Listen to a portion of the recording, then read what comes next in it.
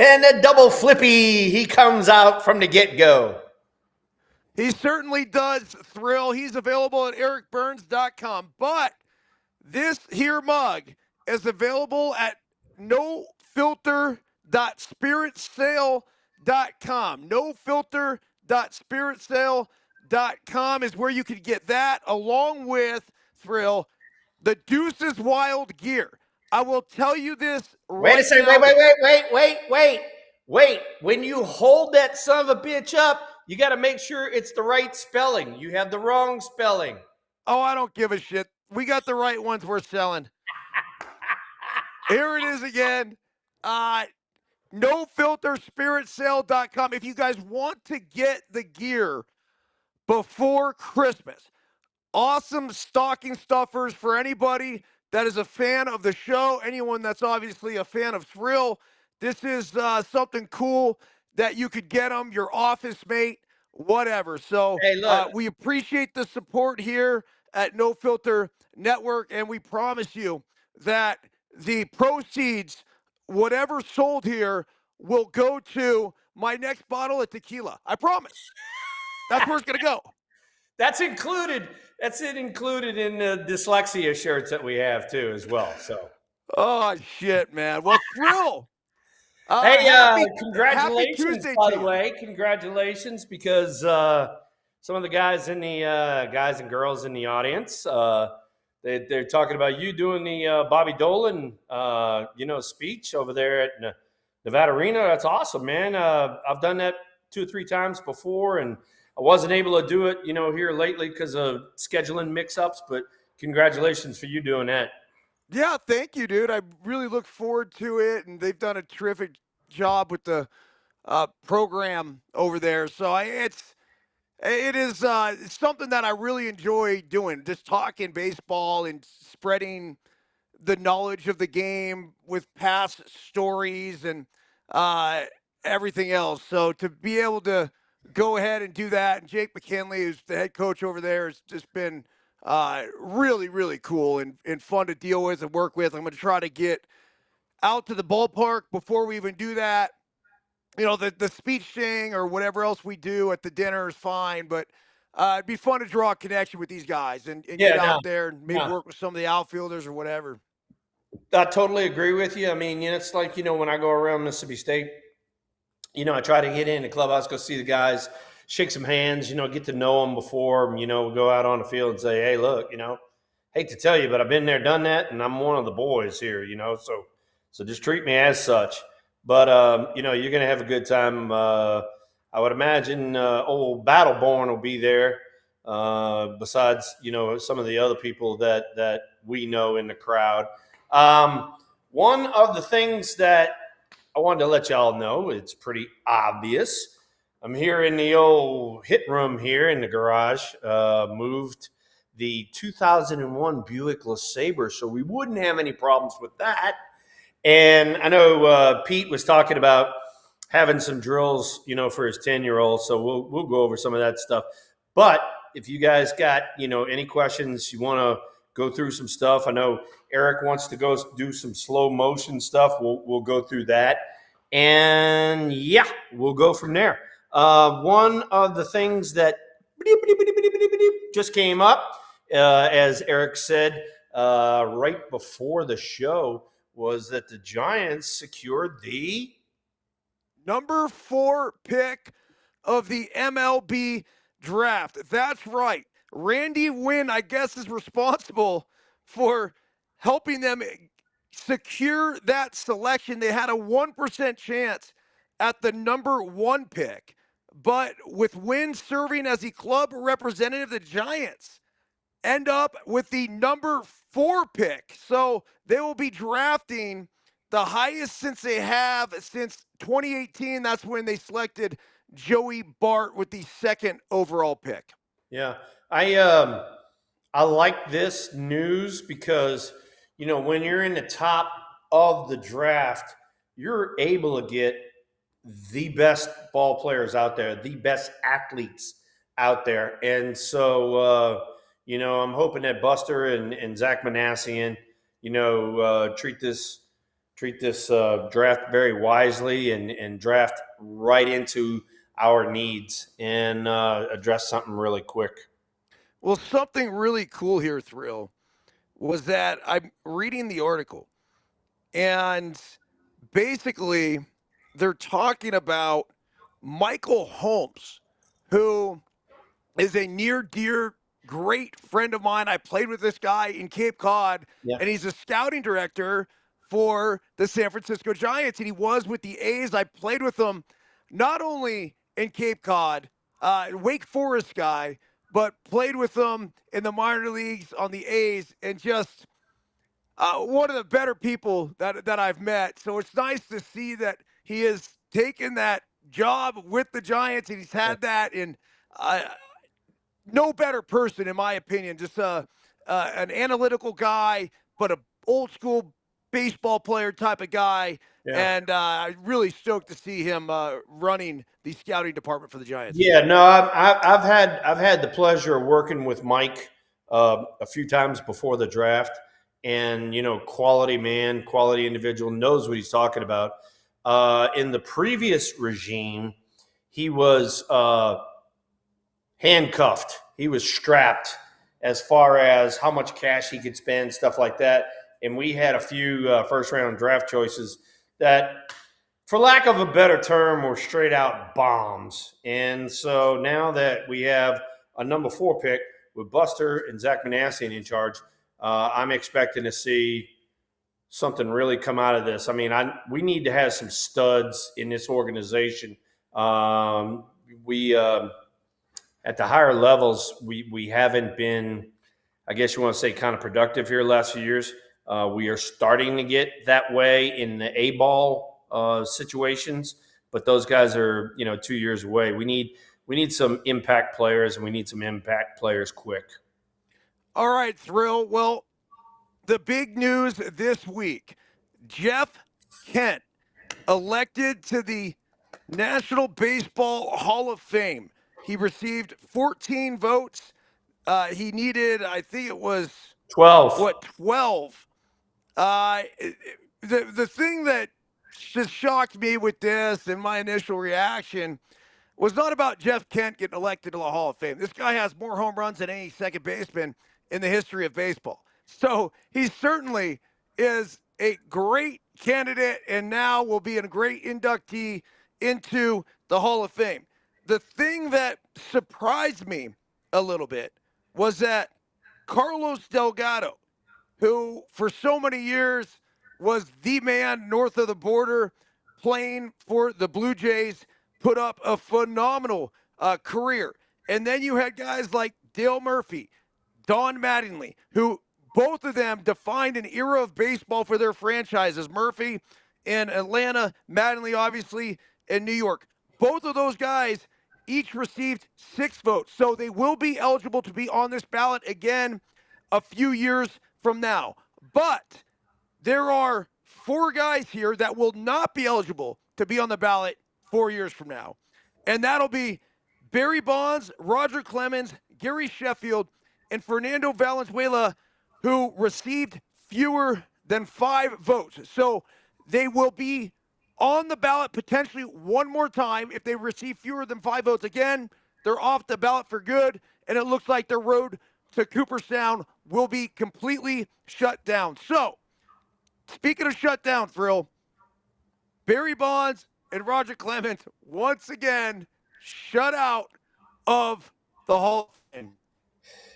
It's a travesty. I hate to say it. I mean, it's a travesty. I mean, two of the best, the best pitcher and the best hitter of our generation can't get in the Hall of Fame. And I mean, I hate to say it, but some of the people that are voting shouldn't be voting. Some of the people that are voting have been voting a certain way for the last few drafts and all that sort of stuff, and the last few Cooperstown votes. So maybe they need to sort of circle the wagons a little bit and get some new blood in there so that they can see straight. Because, I mean, Barry Bonds, a home run king. Roger Clemens, the best pitcher, arguably, in all of baseball. I mean, How can you leave those two guys out? Put it this way. There's a lot of those Hall of Famers that are on the voting committee that couldn't get a goddamn hit off of Roger. I know that. So I think the big thing here, Thrill, and again, this is less about Jeff Kent. And I don't want to say feel bad because I don't, but I do want to celebrate Kent and his accomplishments. And he had a fantastic career, especially playing for the San Francisco Giants in 2000 MVP. But when I look at the names here, and let's talk about the four guys that will be ineligible to be on the ballot the next go around, and that's Bonds, that's Clemens, that's Sheffield. All three at one point had ties to PEDs. And then you had Fernando Valenzuela, who, for the Mexican American community, was as big as they came when it came to international superstar. Yeah. The thing that just got me here was, the whole PED thing. We you got to step back, man, because you already have steroid users in the Hall of Fame. And admitted steroid users in the Hall of Fame. Yes. And the only difference in between the admitted steroid users and these other guys is the one guy got along with the press. He sucked up to the press in Boston. He's in. The other guys, they were a little standoffish from the press, and now look at the situation that they're in. But hey, look, you're the best. The best has to be in the Hall of Fame. All right? I mean, these two guys are way above the other dudes that are in there of our era, shall we say. And don't think for 1 second that Big Papi is the only user that's in the Hall of Fame right now. I can tell you some other ones that are in the Hall of Fame right now that are guilty. But anyway, multiples. Multiples. Right, we don't need to get into it, but multiples. It's not like it's one or two or three or four. There's at least a half dozen to a dozen that I know about. Yep. That we know about. Yep. Holy shit, man. Yep. And it's like everybody else can't be this ignorant to think that these dudes did it clean, because they didn't. Now, I've heard a lot of arguments, and one of those being that if you tested positive for steroids or performance-enhancing drugs after the joint drug program was put into place, then that should make you ineligible. I could understand that a little bit, right? But when you talk about Clemens or you talk about Bonds or Sheffield even, neither one of them, none of the three ever tested positive for fucking anything. So really, all we are on this witch hunt to say, well, they must have been doing it their whole career, or they must have been this, or must have been that. Like, bullshit, man. It's not our job to try to judge that. At this point, it should be our job just to recognize how great they were and how great their numbers were, and then put them in the Hall of Fame where we can tell their story. And you know what? They can't run from their story. Their story will always have PEDs attached to it. But what we can do is celebrate the fucking hard work, the dedication, and the repeated success that they had on a baseball field, regardless of what the fuck they put in their bodies. Boom. Couldn't said it any better. All right. The proof lies in the pudding. All right. I mean, we're gonna hit a few balls tonight, but to do what Barry Bonds did, to get walked like 10 times in a series and see one pitch to hit and whack, hit a homer. All right. That's not PEDs. That's Barry Bonds. All right. To be Roger Clemens and be on the mound and throw a 97-mile-an-hour fastball on the black down and away and then drop a split on you and freaking throw a cutter up under your hands and all that. That is not PEDs. That is Roger Clemens being an individual and knowing how to pitch and getting your ass out. And so, look, I never did the shit. You and I talked about it. I never did the shit. I stayed away from it because of, my work ethic and what my dad told me. Do it the right way, do it the right way all the time. But I am not going to belittle what these guys did because I played with them and I had to face him. And those two guys were unfreaking believable and deserve every freaking Hall of Fame ballot. And why the players of their kind of generation don't vote them in, that's beyond me, because the players that are voting right there couldn't do what Roger Clemens did, and they couldn't do what Barry Bonds did. Should Hall of Famers have a vote? I know one thing: journalists should not have a vote. It should be players. Fuck the people that are 200 feet away from the field. The people that are on the field that know how hard it is to play and know what it means to shoot it up every day and strap it up every day and figure out a way to do it. When you're feeling terrible and you're running a fever and you're on the road and slept in a freaking terrible ass pillow and your freaking neck's cracking and all that sort of shit. Hey, look, those people need to vote, not the fucking people that are sitting there fucking 200 feet away trying to figure out metrics and all that bullshit. Fuck them. Give the vote to the players. Yeah, Thrill. And I especially believe that the writers shouldn't have a vote in the contemporary era committee. Right. They have the vote for the whole writers election. Why are we going to add them here? So that said, you then have the players who vote. Yeah. But the problem is the players who vote are fucking Hall of Famers. And the argument can be made that for every Hall of Famers that's added to the class, it diminishes their Hall of Fame value. So they're trying to keep guys out and not necessarily let them in to their club. Now, they also have executives and former coaches and managers that have a vote. I'm okay with that, but I'm not okay with the Hall of Famers. If you're a Hall of Famer, congratulations. You've done your job, but you should not be on a fucking committee to decide who is going to be the next Hall of Famer. Leave that up to former players that are nowhere near the Hall of Fame, but stuck around the game long enough to be able to go ahead and fucking know who the goddamn best players of the fucking game were, Thrill. That's right. You ain't kidding. You are not freaking kidding right there. All right, here's a little fact for you. All right. In the voting committee of the media, of the press, media, whatever you want to call them, all right, they got something stupid, like 400 and something people, but there's only 150 of them that are active.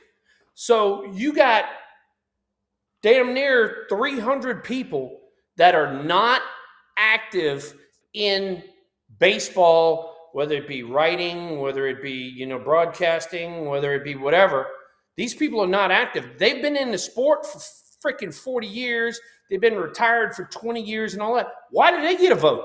Why? I mean, hey, look, dude, you retire, you're gone. See ya.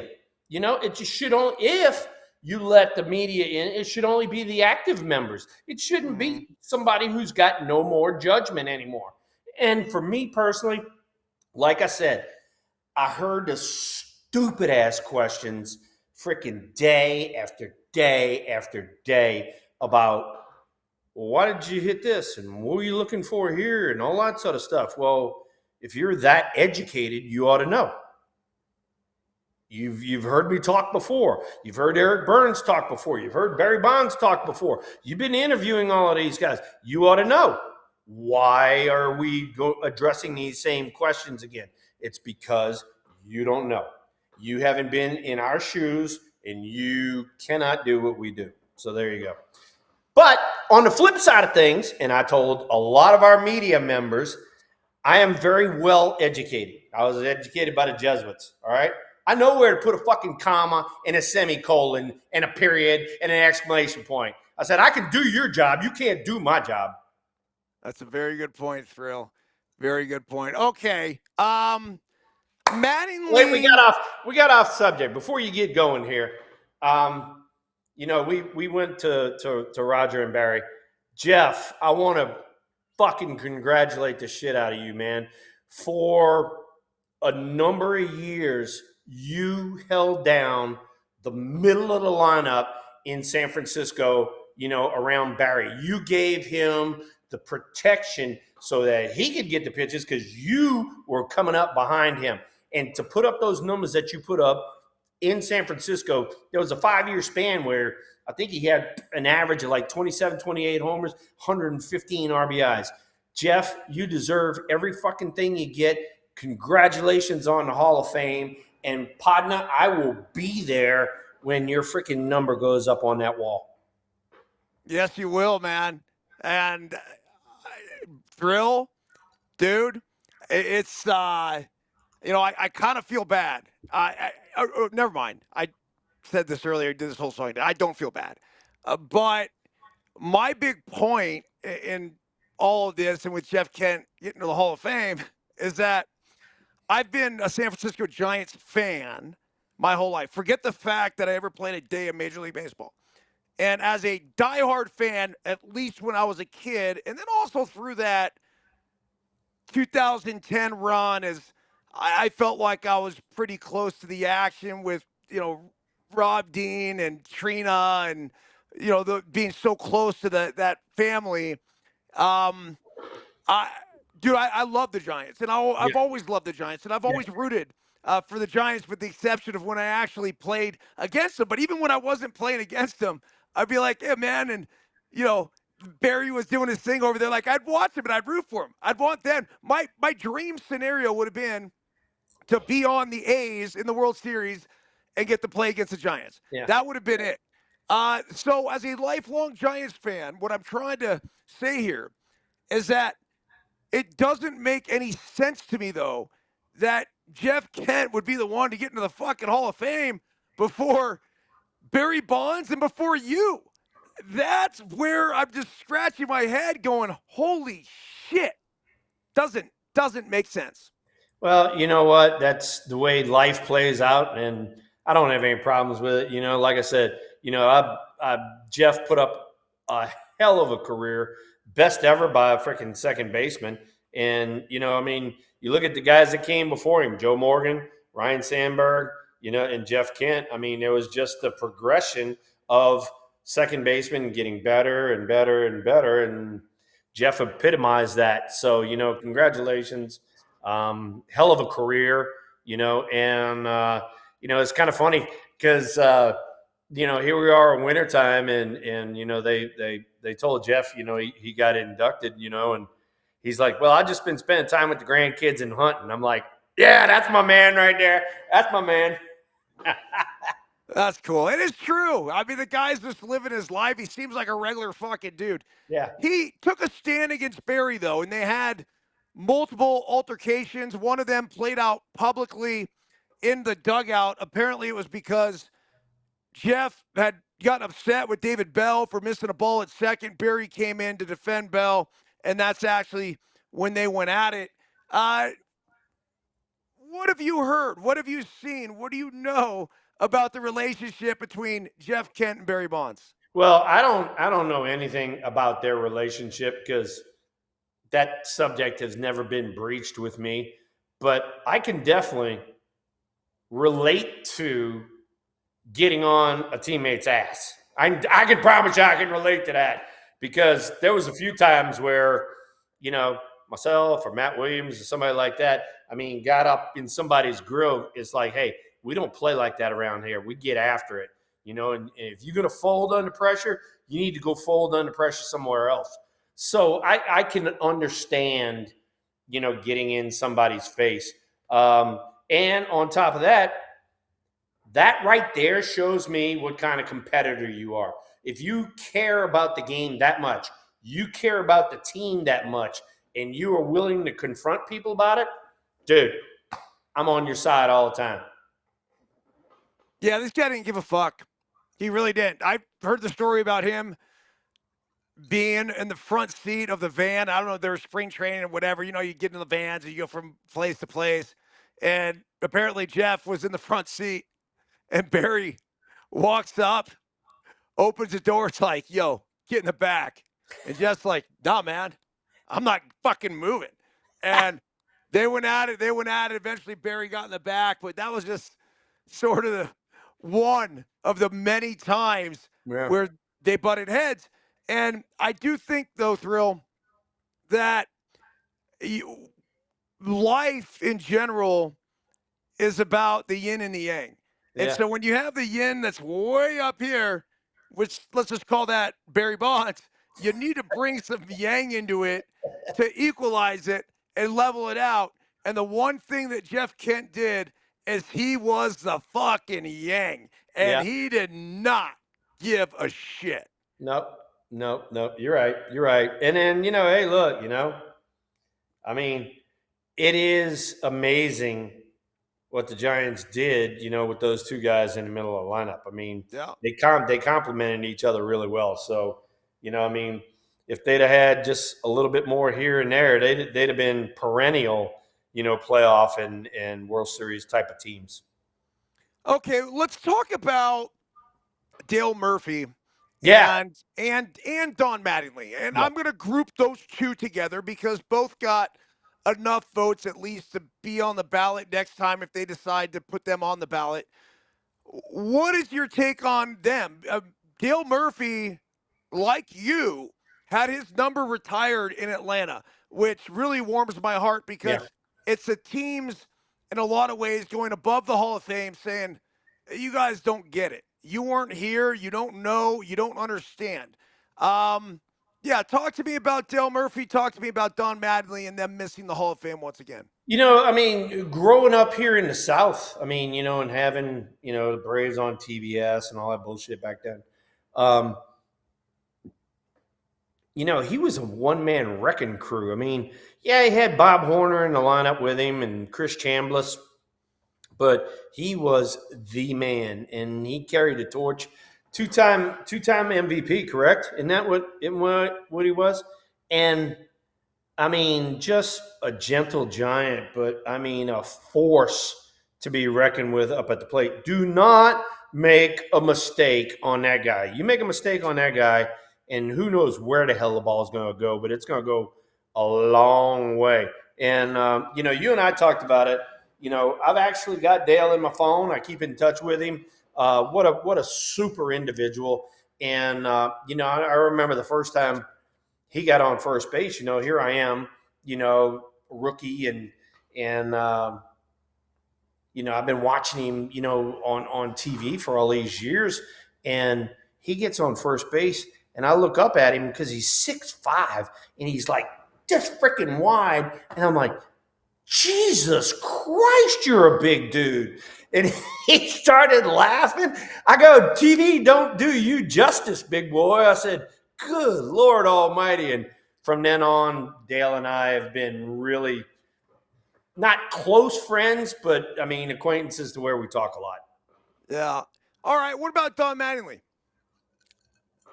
Donnie Baseball, I freaking love him. He was the American League version of the National League Will the Thrill. That's just what it was. I mean, what he did for the Yankees, I did for the Giants, and we did it in each league. He won a lot more Gold Gloves, that kind of thing. But if you match up stats and stuff like that, he and I are basically the same dude on different teams. And, for him playing all of those years in New York, good Lord Almighty, I mean, and keeping his sanity, he did extremely well. At one point, wasn't there a potential trade that was going to send you to the Yankees and him to the Giants? Yep. That went on. That was a season-long trade rumor. I was getting questions about it all the time. He was getting questions about it all the time. And, I was just trying to play it off. It's like, hey, get out of here. If If it happens, it happens. If not, I'm still going to play ball, And he was kind of treating it the same way. Who started it? I don't know, but it got to be a big deal there for a while. Would you have liked to play for the Yankees? Oh shit, yeah. Hell yeah. You mean go to like the organization that like is known like worldwide and has the most royalty sales and that classic NY is everywhere, and you look up and you got one of your predecessors is Lou Gehrig, and you're like, oh my God, I got to live up to that. God, hell yeah, I'd love that. But at the same time, I'm pretty fortunate because I had the same situation with Willie McCovey and Orlando Cepeda. So there you go. Yeah, that's pretty cool, man. Okay. Any other final thoughts on the Hall of Fame? Any of the guys? I don't. My big takeaway it would just be that I don't think the Hall of Famers should vote. And when you talk about the 16-person committee with multiple Hall of Famers on there, Fergie Jenkins, Jim Cott, Juan Marichal, Tony Perez, Ozzie Smith, Alan Trammell, and Robin Yount. Look, all great dudes, all great players. I don't know who they voted for. I don't know who they didn't vote for. I don't really care. I just don't think they should be voting. So that's my one big thing when it comes to that Hall of Fame. And I don't know. Anything you have before we move on? With that class that they're voting on right there, Barry, Roger, Gary, Fernando, Dale, Don, and Carlos. With that class, and Jeff, with that class that they're voting on, to vote one dude in, I think is a disservice. There should have been two or three guys. There should have been 2 or 3 guys voted in. At least. And that's my gripe right there. That's my gripe right there. That class right there that we just talked about, those names we just talked about, good Lord Almighty, you can make a case for every freaking one of them. And to have one dude voted in, I think that's a disservice. Gary Sheffield has 509 career fucking homers. This is one of the baddest motherfuckers to ever step into a batter's box. Why is he not in the Hall of Fame? Hey, look. I mean, number 2 on the list is Carlos Delgado. He's got 480 and 1,500 homers. So, I mean, 1,500 RBIs, yeah. That's what I'm saying, dude. Every one of those guys had a definite case for a Hall of Fame. And to just have one dude voted in, come on. We got to do a better job of that. We got to do a better job of voting. Dude, he had a career OPS over 900. Like, Sheffield, that is. I'm sorry, I'm kind of stuck on him. I just can't believe it. Over 290 average. Like, what stat do you like? I can give you this stat, and it's Hall of Fame worthy. It's just, hopefully we can do a better job of celebrating the game of baseball. That's all I can tell you. But then here's the downside of that. All right, here's the downside of that. All right, so now Delgado, Murphy, and Mattingly all come back around 3 years from now. Okay? Bonds and Clemens and those guys, they got to wait 6 years. Yeah. To come back around. And Fernando Valenzuela. We haven't talked about Fernando, but yeah, when it comes to telling the story of the game, all of those guys, and this was my point on Kent, and Kent had a great career, and I love how you celebrated him. I'm going to clip that up and send that thing out, man, because it deserves to be. But my argument, and this is why, of all those guys, I would put Kent last place. I really would. The reason being is that when we go to tell the story of the game, and that's what the Hall of Fame is, it's a museum, I'm going to go to every one of those guys before I'm going to go to Jeff Kent. And I like Jeff Kent's story, and it's Hall of Fame worthy.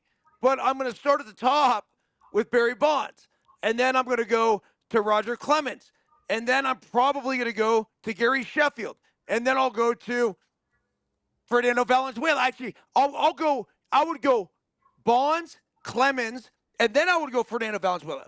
That would be number 3 for me because he tells the story of the game.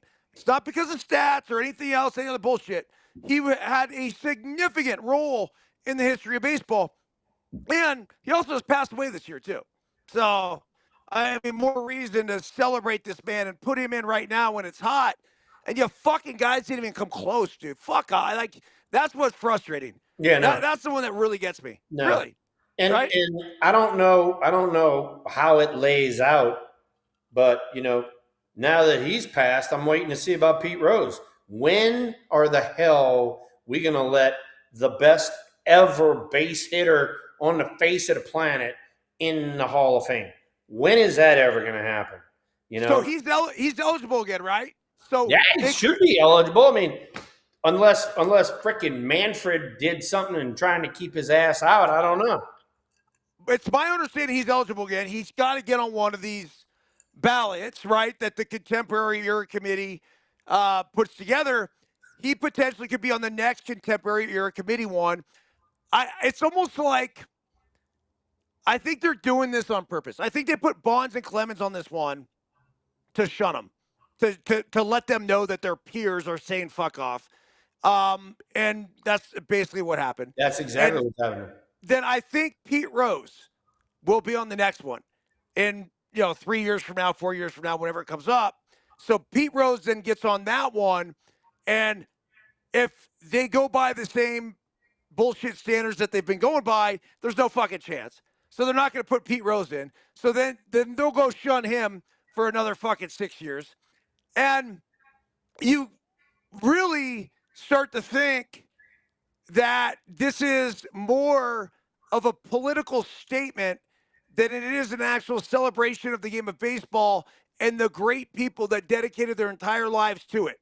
Yep. When I think about that statement that I just made, Barry Bonds, Roger Clemens, and Pete Rose are at the top of the fucking list when it comes to contributions to the game of baseball. Yep. Totally agree. Totally agree. And, as far as, you and I talking about it, the PED supposed dudes, there's a lot of PE dudes that I just beat their dick in the dirt. I mean, swear to God. I mean, Agree. they couldn't hold my jock. They couldn't hold your jock. Nope. They tried to cheat the system and they couldn't do it. All right. There was some guys that, hey, it worked for them, but there's a lot of guys it didn't work for. And I knew he was on the shit. And I'm, he'd come down to first base or I'd go to first base, whatever it was, and I'd be like, hey, I still got your ass. That kind of shit. You can cheat all you want. I still got your ass. But hey, look. So I don't want to get into too specific of details and cause all sorts of speculation. But I will tell you that one big opportunity that I had in the big leagues was because of the person in front of me was using PEDs and blew out. Got it. So. Got it. I got it. Okay. I'm with you. Cool. And that was a huge factor in never wanting to touch it. I'm like, fuck, man. I've been healthy my whole career. First time I had anything wrong was a twin hamstring that I played through and fucking tore my hamstring off the bone. And then I got hit in the hand and broke my hand when I came back. But those were the only 2 injuries I had in my entire career. So part of my success and just the ability to get to the big leagues and then stay in the big leagues was because I could stay healthy. And I wasn't going to fucking jeopardize that by using steroids. And hey, look, here's the thing about what we did, was, I mean, I'm not against you, Linda, but it was manning up, it's like, dude, you get drilled, boom, you don't feel like, you don't feel good. You feel like shit. I still got to go up and finish the game. I got to finish these at bats. I got to figure out a way to get a hit. I got to figure out a way to win the game, that kind of shit. And that's part of it. That's the beauty of the sport is freaking manning up every day, finding a way to get out there and do it every day when you're not feeling up to 100%. And, we laugh and giggle. You and I laugh and giggle because we know it's the truth. The first day you feel 100% is the first day of spring training. It goes downhill after that. But, it's kind of fun shit. So. All right, man. Well, one other thing, I want to get your thoughts on this before we get into the hitting stuff. Oh, Eric Byrnes jumped in the old chat room. Hey, my man, what's happening? Well, hello, honey. What's for dinner? Yeah, what's on Smell-O-Vision? Our thrill. So, breaking news here: the Los Angeles Dodgers have signed Edwin Diaz, the closer from the New York Mets, a gigantic contract. Holy shit, the rich get richer. Your thoughts on Edwin Diaz going from New York to LA? Wow. You caught me off guard there. First off, quality closer, has been there, done it in a big market. Now he goes from a big market to another big market to be closer over there. He's got a chance to be a stud. And be very successful in that organization. Well, they addressed the need that they had because obviously we saw what happened to their bullpen last season. And towards the end of the year, it was Sasaki was the one that was actually closing games out for them. Yeah. They got some big arms back there, but this is going to solidify what many would perceive as their only slight weakness. Well, it goes back to what we talked about before. Hey, look, on paper, they're unbeatable. All right. But you got to play the game and you got to stay healthy for 162 games. So you never know what the big boy upstairs brings you. And so, hey, look, I can have my A game going and the pitcher that day has his D game going and we're going to beat up on him, that kind of stuff. So that's why we play the game. That's why we play 162 because it's a freaking marathon, dude. It's a marathon. There's going to be ups and downs and kind of craziness going on. And it's who rides the wave the longest at the end of the season. Well, the irony of all of it is that the Dodgers dealt with that last year through the course of the 162-game season. And they performed far below their expectations during the regular season. And then they got to the postseason, and they got hot at the right time. And they still had to scratch and claw and fucking fight for that world championship. So give Dave Roberts and the boys a ton of credit because they not only say had the dudes, the best team, this and that, but they went out and they executed, and it's now a dynasty. There's no other way to put it. Yeah, no, they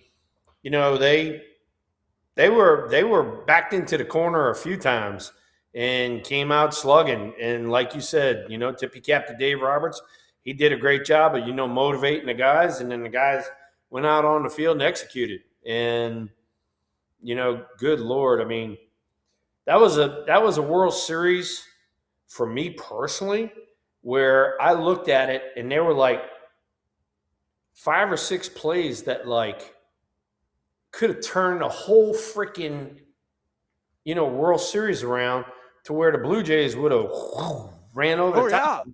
But they either had base running blunders or this blunder or that blunder, and the Dodgers took advantage of it because they're a veteran ball club, and that's what veteran ball clubs do. All right, man. Well, we got you in the garage. Yeah. And this is my favorite spot for you to do a show. The Buick LeSabre 2001 is out. It is gone. It's out the garage so that I wouldn't accidentally hit a ball off of it. I prefer when you keep it in there, but we will proceed All right, we'll do that. We'll nonetheless. do that next time for all of you car aficionados. We'll keep the 2001 Buick LeSabre in there. All right, so in the chat, guys, and this is a great thing about No Filter Network, is our ability to communicate back and forth. We have the chat room. We also have the ability to actually knock where you could come on to the show. We've done that once with a little leaguer at the time, Brody Crudelli, who you gave Yeah. some great advice to. Yeah. So right now, Thrill, I know you were saying that there was somebody asking about drills for their kid. Yeah. So Pete Kinney was on here earlier asking about, some drills for his kids. So we'll go over that real quick if you want. And then, I know you had wanted to do almost a slow mo Yeah. type of swing in order to kind of figure out how to get on plane with the ball.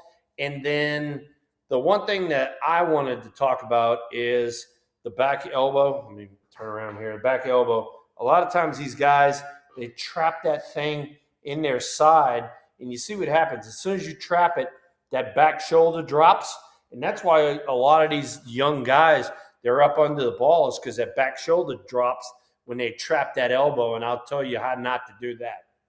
All right, man. Well, let's get going. Let's start with the potential drills that you could have your kid do, your team do, whatever. What are a few things, Thrill, that you did through the course of your career? Yep. All right, we got some audio. Y'all good? Yeah, we still got you. No problem. All right. All right. So because it's kids, I'm gonna bring the tee up a little bit higher. Okay. A lot of people want to do one hand drills, whether it be bottom hand, whether it be top hand. That's fine. All right. The one thing that you want to do is you want to take your hand to the ball. All right. And as you can see, I'm starting to get flat, which is what we're going to do some more with you, is I'm starting to get flat. I am taking my hands to the ball, and then the barrel of the bat is going to follow my hands. So I'm actually trying to stay inside the ball. So this would be one swing, like right here. And when you miss it, you want to miss it on top. You do not want to miss it and hit the tee, because what that means is you're starting to drop your shoulders again. So here we go, one more time. Here and like that, okay? One more time, I'll do it one more time. So this is just the top hand. And notice I choked up on the back, okay? This way I have a little flexibility. I got more control of the bat, and then I just take it straight to the ball. Make sense? It does. A lot of people, when they do that drill, Thrill, would probably be choking up even more than where you are. You're holding that thing pretty low. It's impressive that you're able to keep that barrel control. So, we did this a lot, for guys who would kind of get in and out the zone real quick. It was just to slow things down, to show them what they were doing. All right. So now what we're going to do is we're going to do the top hand. It's going to be the same thing. And so it's almost, you see the path I'm creating right here. It's almost like, the old school chopping wood, but once again, I'm going to be trying to stay on top of the ball. I don't want to give it one of those numbers right here where the barrel drops. I want to keep control of the barrel and come down through the zone. All right. So this will be two or three swings with the top hand. So it's like, all right, I just caught the tee a little bit there, but I still kept it through the zone. There we go. Watch out there, T. Get out of the way. One more time. And that was a good miss. That's the one on top that we were talking about before. Sure. Okay, so you do your one-handed drills, and then typically you would follow that up with what? So now you have your son or daughter doing that for a few times. Now I try to combine it, all right? And if they want to choke up on the back, that's fine with me, all right? And what we're trying to do is we're trying to start on that plane. And there's the plane that you're talking about.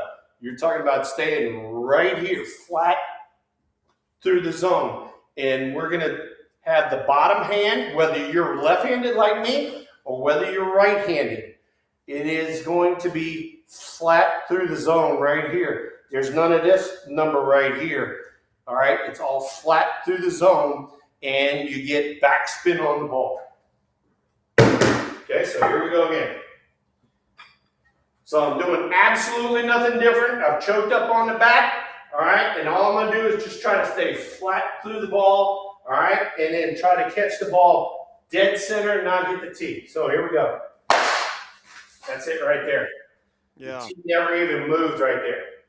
You know what, Thrill? One of the things I'm noticing from where you're standing there is that the ball is consistently out front, and you're catching it out front. Yes. So you and I have talked about this in previous shows, and that's the one thing that I tell everybody when they make contact with a baseball. They make contact out in front of their front foot. If you catch the ball inside of your front foot, you're getting tied up like this, and you're going to have all kinds of problems. You better know what the hell you're doing. But if you catch the ball out in front, you're all loosey-goosey. See, I mean, loosey-goosey, catching the ball out in front. And so for me personally, I always have the tee out in front, and then we go from there. I love the loosey-goosey phrase because I've always said that 80% will get you 100%. Quick hands, powerful hands. It's pretty simple, right? Like there's a whip that gets created when we're not trying to muscle our way through the zone. Correct.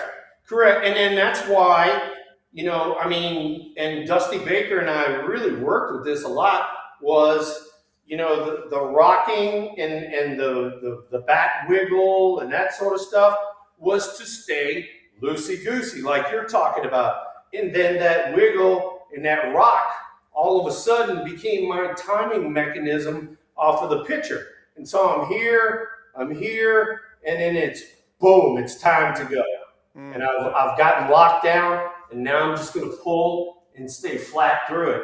So there is your slow motion right there. So here we are, okay? We're ready. Here comes the pitch, boom, and then pull down through. And as soon as I pull through, look at that bat path.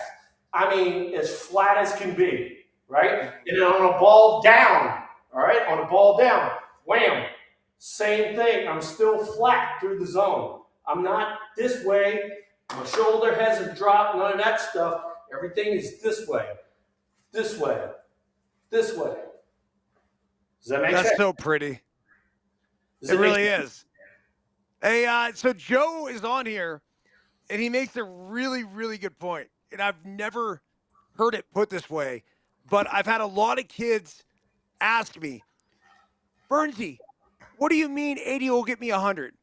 I said, trust me, 80% will get you 100. As soon as we try to swing too hard. I'll show you that. That is such a great phrase.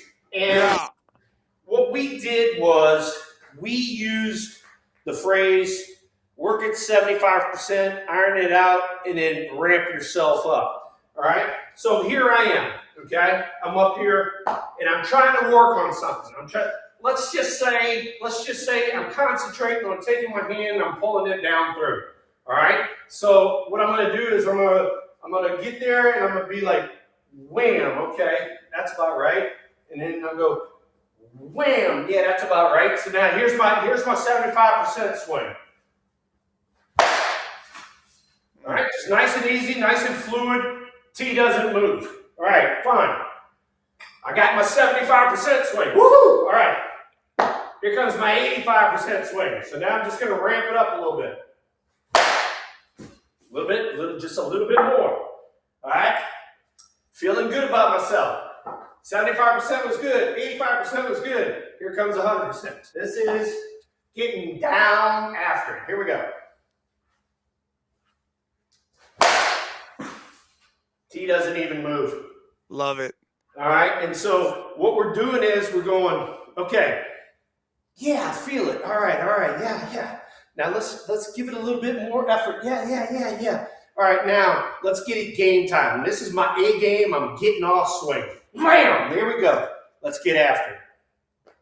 That's awesome, dude. And the point that I think Joe in the chat was making, he says the other 20% when you say 80 will get you 100 is going to be adrenaline.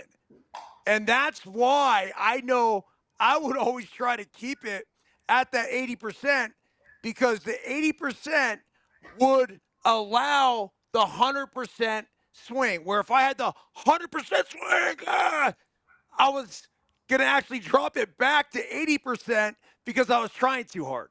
Yeah. And a lot of times, and you know this because you and I talked about it, you get two strikes.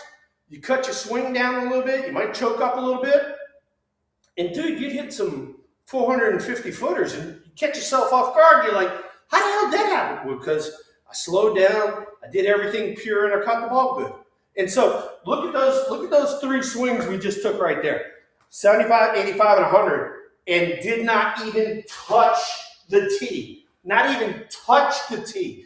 And if you watch these guys on TV, or you watch, some of the kids, the high school kids or whatever, dude, they're knocking this shit over, they're picking it up, all that sort of stuff. Here I am just attacking the ball from a very, very A to B type of line, and I'm catching the ball clean, I'm catching the ball pure, and I'm getting great ball flight all the time. Do you have a message that you'd like to share with modern day hitting coaches? Wow, that's a good one right there. Uh, the big thing that, and Keane went to all of this launch angle bullshit, was that these guys thought that you had to like dip and rip. As soon as you drop, they start coming up and trying to get the ball in the air. You get the ball in the air when you catch it clean. You don't get the ball in the air by like screwing up your mechanics. And watching some of these guys now and how they go about the mechanics of a swing, I just shake my head. I'm like, dude, you got to keep your shoulders up. You can't be dropping. This is not a baseball swing. This is a baseball swing. And the first time I see a guy drop, I'm like, oh my God, here we go again. Okay, and then so that brings up what the thing I was going to tell you I was going to talk about. So here we are from the back to you. Okay, so this back elbow has to clear in order to get out to the front. Okay, when you clear that back elbow, it is so easy to get to the front of the zone. The problem that I'm seeing now is these guys now are going wham, they're tucking that elbow in, and look what first thing that happens, that back shoulder drops. As soon as the back shoulder drops, here comes the barrel. Barrel drops. All right? Yep. And so you got a lot of this kind of motion in the swings now, whereas I'm trying to clear this thing and stay flat. You see how much flatter I am just because I cleared that back elbow. And nowadays, that's one of the things I'm having to fight a lot with some of the young guys. I'm like, dude, you're trapping the elbow again.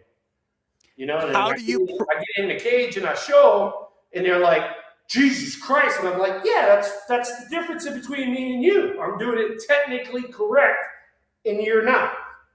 How do you prevent that elbow from getting trapped? For me personally, it's almost like, remember when we were kids and swinging like a mop handle and trying to hit a wiffle ball and shit like that? It's like, wham, wham, wham. I don't want to get ooh. I want to get wham out here, wham. And then look, as soon as I start doing that, I do it 5 or 6 times. Look at the bat path. Look at the bat path. It's just a flat coming through the zone. So when I make contact, I'm going to backspin everything. Players today, I feel like they don't talk about backspin very much. Shit no. Hell no. They're all about this right here. Give me some of this right here. Hey, look, we're all strong. We're all strong. I mean, swinging one of these things, you got to be a little strong, but just catch it clean. And if you catch it clean and you get the perfect ball flight, that some bitch is going to go. Backspin was the number one thing that we all talked about through the 80s and 90s and 2000s Yeah. was, man, I'm just trying to backspin this motherfucker and get it going. And you and I both know, you see those balls that take off that have the backspin, they go like this, and they're rising, and then they go like this. Ready? Woo! And Yeah. they take off to Yeah. a whole nother orbit. But today, I feel like so many of these hitters are trying to focus on that lift and creating that lift as opposed to come down and then through and clipping it and getting that backspin. Totally agree with you 150%. 150%. And because we took batting practice every day, I wanted to see that ball flight. If I was seeing that backspin, I'm like, oh, here we go. Here we go. All right, let's just bring that into the game. You know, if I'm seeing the freaking duck hook, or if I'm trying to hit the ball the other way and I'm seeing the freaking Sammy Slice Ahoya, I'm like, whoa, wait a second, that ain't right. That ain't right. All right, let's get in here and work on that shit. Sammy Slice Ahoya. I've never heard that. That's great. All right, anything else you want to share or do when you're in the garage and get specific about hitting? Well, shoot, it's up to y'all. We got anything going on in the chat room? I hadn't checked. I've been over yonder. Let me see here. Chat pause due to All right, all right. I was on the chat. Joe said my hitting coach is all about your legs. You hit from the ground. Okay, fine. That's where you get your power from. I mean, you drive through the ball, but your upper body better be under control. If you get your upper body out of whack, no matter how strong you are, you're going to be up under the ball. Why is my wife on here saying, I just want you to know that now I can hit? Honey, I need you focusing on pickleball and improving your game there before you start thinking about going out there and hitting a baseball. Didn't Dusty say squash the bug? Okay, let's talk about squash the bug. Because Okay, all right, wait. We'll do that too, because Nora even brought it up. It says, can you talk about foot positioning? Same thing. All right, let's do that. Okay, all right, let me set you up here. Okay. Let's talk about hitting from the ground up. There has been plenty of people back in the day, you and I grew up with it, about squashing the bug and getting that turn. There also has been plenty of people that have said, hey, look, just let that naturally happen. And I think about Roberto Clemente, who would come up on the back foot. I think about Edgar Martinez, who had a little bit of that scissor. Jose Altuve, same sort of thing. Where do you stand when it comes to rotation and what people would say squashing the bug, or the whole scissor where you're getting this whack momentum into the baseball? Okay. So squashing the bug was a term, when I was a kid, we heard it and all that sort of stuff. You heard it the whole time. All right. It is basically getting a full hit turn. All right. Now, I kind of took it a step further because Dusty Baker told me this one, and I don't know why, it resonated with me, was he talked about taking your back hip to the ball. If you took your back hip to the ball on a ball away, you're going to be driving it the other way. If you took your back hip to the ball on a ball in, you're going to be pulling it. And then that way you could stay kind of through the ball the whole time, whether it was away or whether it was in. So that was one of the things that Dusty talked about. It's basically squashing the bug, but in a different kind of format. The one thing, and somebody just had it in here. I got to see who it was. Yeah, Austin just said it about staying through the hitting zone. So once I get committed on a ball away, let's just say, I'm going to stay to the ball and through that momentum. If I'm trying to hit the ball up the middle, I'm going to be to the ball and through that momentum. And that carries my swing, that carries my body, that carries my momentum through the baseball, and I'm able to drive it, whether it's away or whether it's in. Okay, so let's run through that one real quick. Please. All right. So this is going to be on a ball away, which I'm actually going to set it up off the plate. Okay. So here I am in my stance. I'm going to take my load, and then now I'm going to take this hip through that ball and go wham that way. So I got all my momentum going through the ball that way to drive it. Okay. So we take the opposite. We take the ball in. Now I don't need to stay through it this way. I need to stay through it this way. So now I'm going to take this back hip and I'm going to drive through the ball, and I'm going to try to get this ball going towards right center and drive it and stay on that plane. Thrill, I think all of our bodies work differently. And I think there's a reason why you can watch Barry Bonds hit and see what he did. And then you can watch Ted Williams hit and see what he did. And then I brought him up earlier, but you could watch an Edgar Martinez, a Manny Ramirez, a Jose Altuve referencing the scissor, or Roberto Clemente. Everybody is using a little bit different way to transfer force of the body into the fucking baseball, man. And Agreed. Totally right? agreed. Totally agreed. And What worked Joe, for your body is the biggest thing. And I don't think there's one way to hit. And that's why I would never say to any of the kids that play for or let them play organization, oh, you have to do this, you have to do that. No, let's see what you're working with naturally, and then we can make some tweaks from there. Your yes, thoughts? totally agree with what you're saying. And Joe even brought it up about dragging the back foot.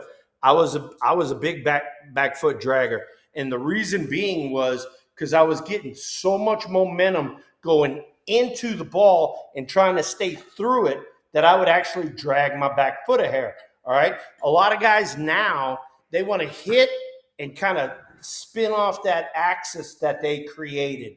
All right. That's not a bad thing if you're strong and if you stay through the ball. But if you start hitting and planting and coming around that axis and spinning out of the swing, you're going to be in tough shape. You better stay through that baseball. Well, let's talk about Bonds for a second, because this is the greatest home run hitter of all time. And he did a couple things that were just very unique. Number one, he choked up about this much.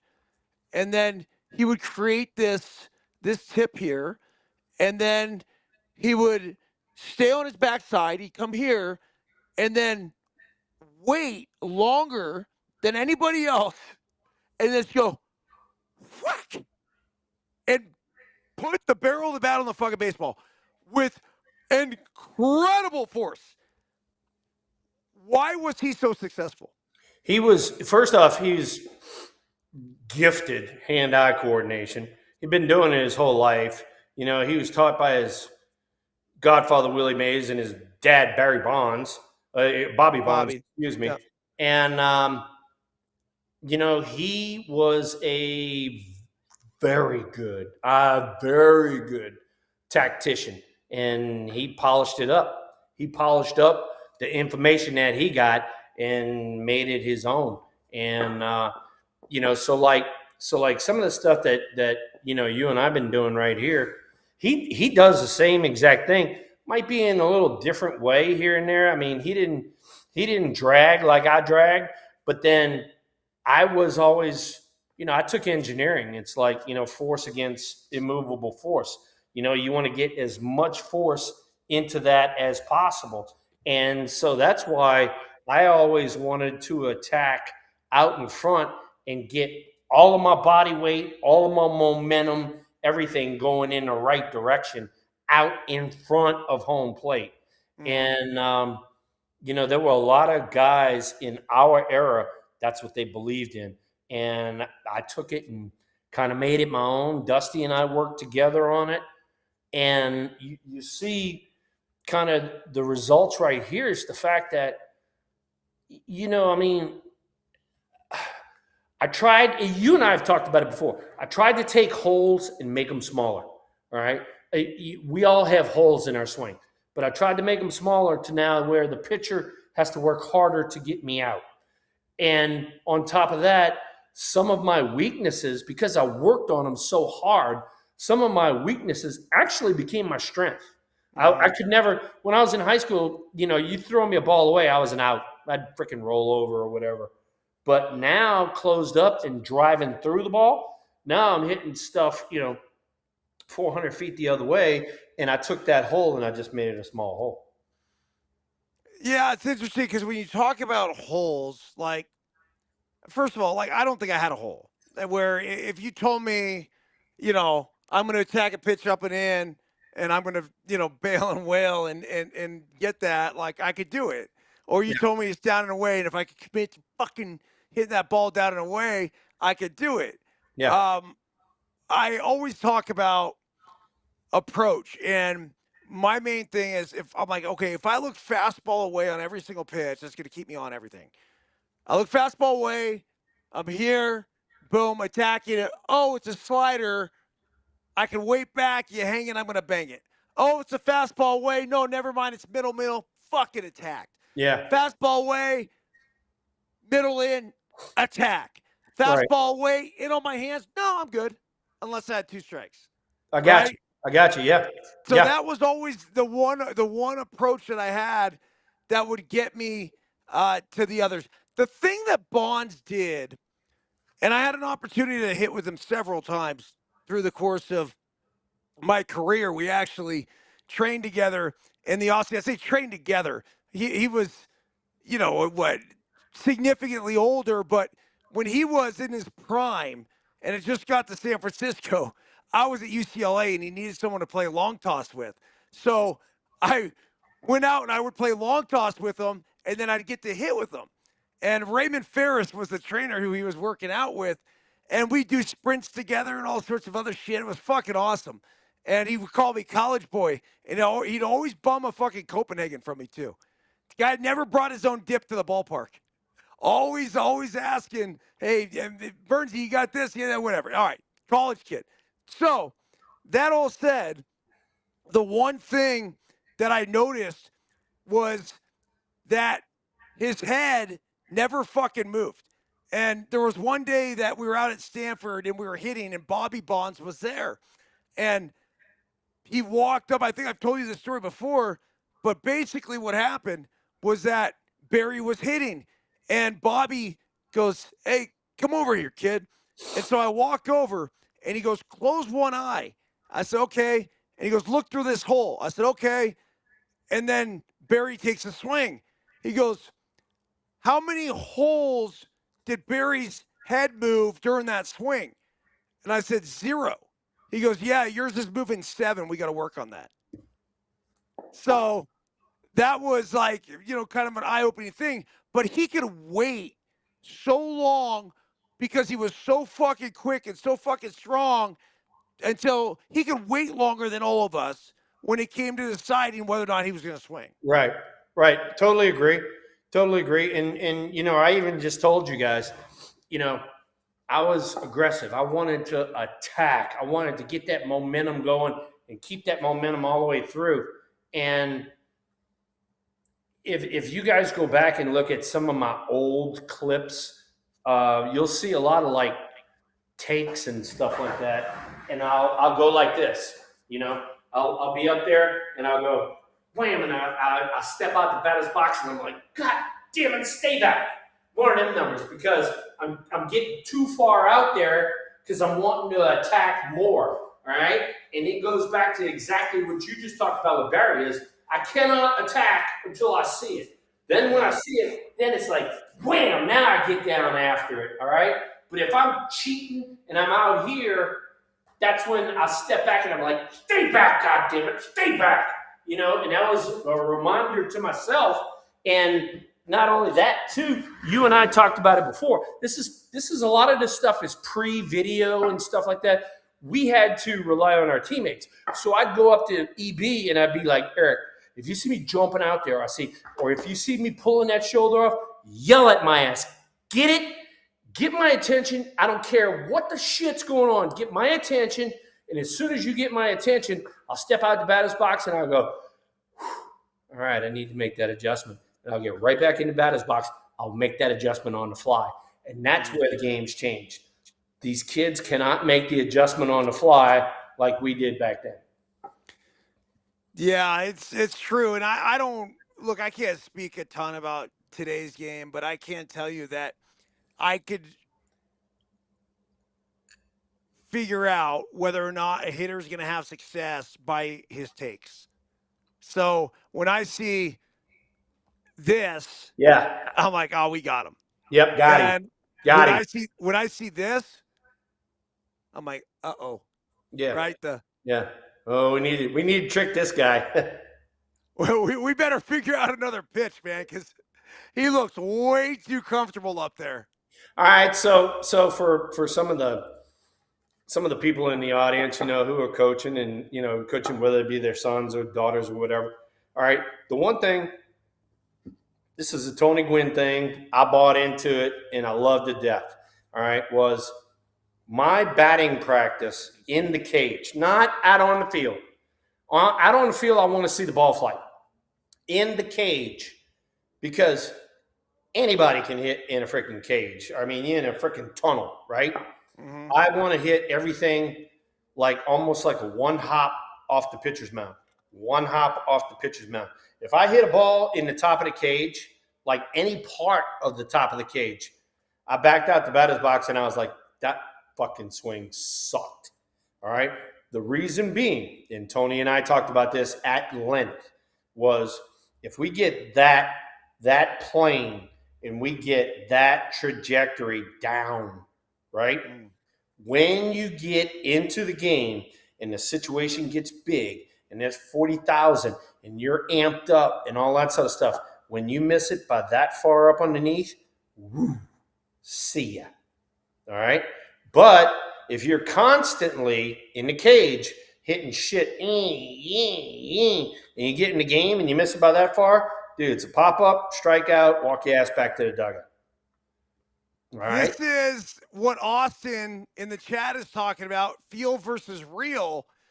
We thought about swinging down to the baseball, which, well, you certainly do. You take your hands and it's coming down, and then we stay flat through it. Yeah. But in our mentality back in the day, we had to think down to get this to make sure we're not doing fucking this. This is where the game has changed. Hey, how about this one? All right, and to make comparisons, a lot of everybody that's in the chat room, y'all are golfers. All right, how about down through the golf ball and you get that fucking awesome backspin? As soon as you try to fucking muscle that son of a bitch, you take a divot about that far and the ball don't go nowhere. Right? It's the same shit, the same exact shit. Bro, you're right, man. What a great analogy. Josh Donaldson talked extensively about that. He's like, look, if I'm able to swing up here and I'm able to swing down on a ball and then catch it with this slight upward trajectory to get it to go, to get that, create that backspin, to get it go as far as it possibly can, man, can I do that with baseball? And that's how he basically developed his swing later in his career that turned him into a perennial all-star. All right, let's do this one because you wanted to go a slow-mo. All right. So here we are. All right, we're up here. Let me get my cup of tea. Fastball away. All right. So here I go. All right, I'm in my stance. I got my rock. Here I am. All right, pitcher's getting ready to release. Here's release. I come back and I go back and up, right? So here I am, back and up, all right? So now I create my hands just about shoulder height, maybe a little bit more, all right? I'm kind of on the balls of my feet. I am not on my heel. I am on the balls of my feet. I am completely like rock solid. All right. So now I'm in this good position. All right. I am anticipating the ball away. Here is the ball away. From here, I take that back hip to the ball, and I'm taking this front lead arm, and I'm pulling through the ball on the ball away. So here we go. Ready? All right, I load, and then here comes the hip coming through, and then here comes the hand pulling down through. So now you see the trajectory. It's like boom, down this way, right? Goes back to what we just talked about the golf ball. It's going to get back spin on, all right? I am aiming for the inside part of the ball and maybe the top third, okay? If I do that, I'm going to get a line drive somewhere. Thrill, that's fucking fantastic, man. As always, appreciate you being in the garage. I got to go downstairs and get some dinner. I'm starving. I got you, bro. I got you. Did Miss Tara ever say what's on for Smell-O-Vision? She said smoked sausage and something else. I don't know. All right. All right. So you got a little sausage. Oh man. Hey, look, you know what? This was fun. I enjoyed this. A lot of great questions in the chat room, and you know, now you guys are starting to see what, you know, how you prepare for a game, how you make sure the ball flight is exactly what it's supposed to be.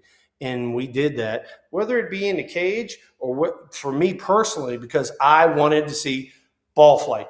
San Francisco with the wind blowing, I want to see ball flight. If I catch one freaking square and it doesn't go anywhere, what we got going on here, you know? And so now, you know, when people go out there and they don't take batting practice and they don't work on their craft, it really, really pisses me off because they're very, very comfortable hitting 230, 240. And I was not even comfortable hitting 300. I wanted to hit 330. And if I hit 330, I wanted to hit 350. Yeah. And so that's what we worked on. No, it makes a lot of sense, dude. All right, Thrill, we'll have a fantastic week. If you're around next week, hopefully we're on again and we could we could go whatever direction you want to. Dude, I'm around next week. Y'all tell me what you think. We can fork it out back here again. If it's convenient, yeah, if it works out, let's do the show from the garage, and it's just more hitting talk and off-season drills and everything else. If you're listening on Apple or Spotify, if you feel like leaving a review, it really helps the program. We appreciate it. And then, Thrill, I'm off to Hawaii tomorrow, by the way. Whoa. Quick trip out there. Let me guess. A little pickleball. Yeah, a little pickleball, man. A little pickleball. Gonna go try to beat up on the Hawaiians. Look at you go. Yeah, I actually got a good buddy of mine. Roscoe Bellamy. I met Rob Bellamy out in Cabo, but Roscoe's he's his younger brother. He's one of the top pros in the world. Actually, we just won the last PPA singles title. So yeah, I got to go hang out with those boys for a few days and it kind of mix it up and hopefully be able to hang. There you go. Hey, you know what? I mean, we just got a few, you know, here at the end. Austin, Pete, Tommy, and Linda. You know, they were like, great show. You know, and this is the fun stuff. You know, I mean, we're able to combine, you know, good baseball arguments about, you know, certain things that go on, and then all of a sudden, you know, you get a chance to like prove it and disprove things. And here, let's work on this. Let's not work on this. You know, and so that might be something that we can do maybe next week if we get back out here again. Is all right. What would be a problem? Show me a problem and how you fix a problem, kind of thing. I like that. So that would work. Another thing too, and Nora, I'm sorry I didn't get around to this. Foot position. All right. Foot position, basically, believe it or not, is like kind of cheating. You stay closed and then you open violently, which is getting the hip through the ball. But if you have an injury, let's say, like especially lower leg or a hip type of injury, will set your feet a little bit more towards the pitcher. You don't have all that torque, and then you're able to get to the front of the zone even though you're hurt. Okay, so these are the kind of things that we talked about. So we'll work on some of this stuff next week. Yeah, I like seeing new people in the chat too. Paulie from Oz said, "Love the lesson, Thrill." EB, see ya. You know what? What an awesome show. That was a lot of fun. I enjoyed that one, and Fantastic. we will be back at it next week. All right, Thrill. Enjoy the week, and everyone else, we'll be back at you with the Daily Hustle. I think I'll probably end up doing one from Hawaii, Yeah. and then Yeah. we're rocking and rolling next Tuesday. Back in the crib. Back in the crib. Oh, and I'll leave the 2001 Buick LeSabre in there for y'all. Well, if the LeSabre's in there, then I can't see all the dead animals. That's right. That's right. I'll have to. Let's back it out. There you go. Maybe you could back it out There's live a here. bunch more over there. And then look, wait. I just got this sucker in. That's a big old mule deer from Utah that I just got in. So holy shit. Yeah, so he made the cut. He is now into snack sticks. All right, snack sticks. We'll see you next week. All of you guys out there in the audience, say ya!